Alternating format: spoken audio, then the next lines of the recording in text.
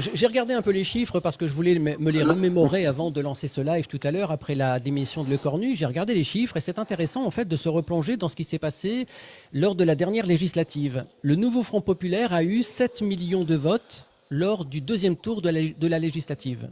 7 millions. Le RN avec l'UDR, 10 millions,1. Le Renaissance et le Bloc central, 6,3 millions. Pourtant, le NFP avec 7 millions de votes a eu 182 sièges.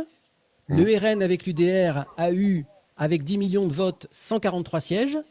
Et Renaissance Bloc Central, avec 6,3 millions de bulletins de vote, ils ont eu 168 sièges.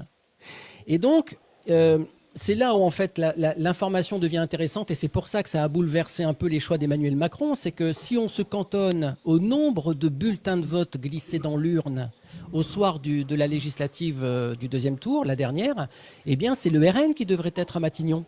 Exactement. 10,1 millions de bulletins de vote contre 7 millions pour le NFP et 6 millions pour Renaissance.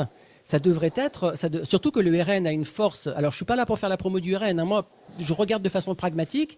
Comment dirais-je, le RN, simplement avec l'UDR, c'est-à-dire l'arrivée d'Éric Ciotti qui a quitté les LR, ça fait quand même 10 millions,1, enfin 10 millions 100 000 voix.